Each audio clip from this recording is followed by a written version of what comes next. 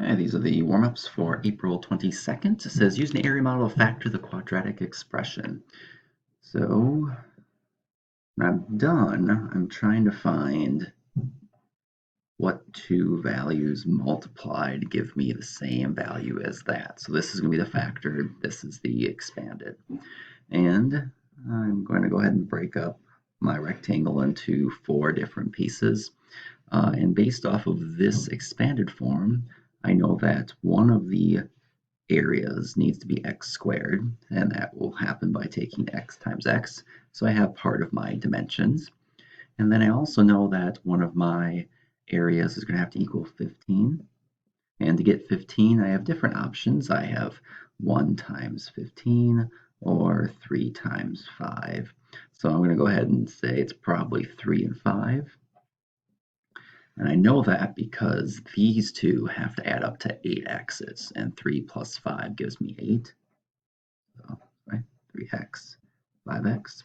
So now when I add my total area together, I get x squared plus 8x's plus 15, which is what I want.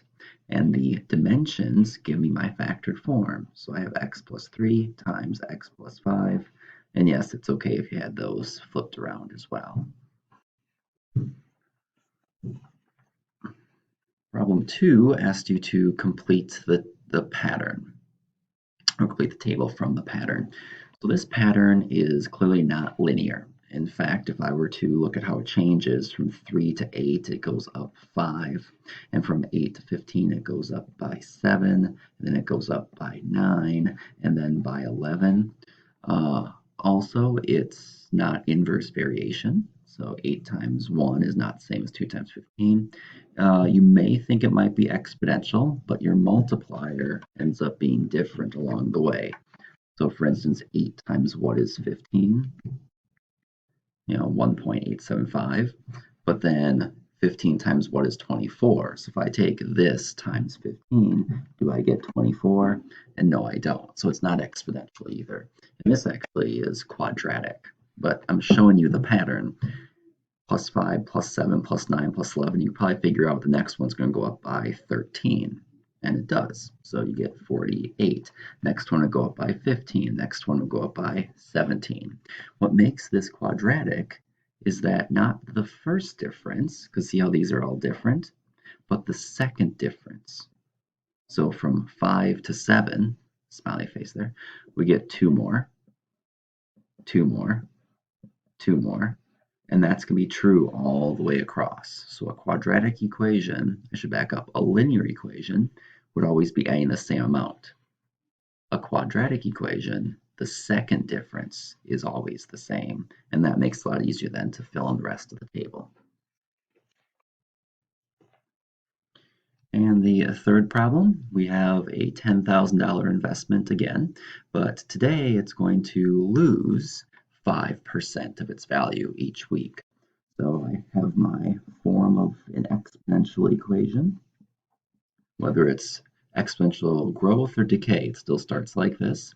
I'm going to put in the $10,000 as my y-intercept. I know this is going to go on for 5 weeks. So all I have to figure out then is what the multiplier is. And if you're losing 5%, that doesn't mean you put 0.05 in here. 100% of the value means your value would stay the same. We're losing 5% of it, so we're keeping 95%. So this as a decimal, or 0.95, will go into my equation. So y equals 10,000 times 0.95 raised to the 5th power. Also, if you're wondering why you don't add 1 to this, like an exponential growth, well, if you add 1, that means your value would get larger and larger. That's not what we have going on here. So in exponential decay, you just keep the 0.95. So then if I calculate this out, I'll go 0.95 raised to the 5th power, because we do the exponent first, times 10,000.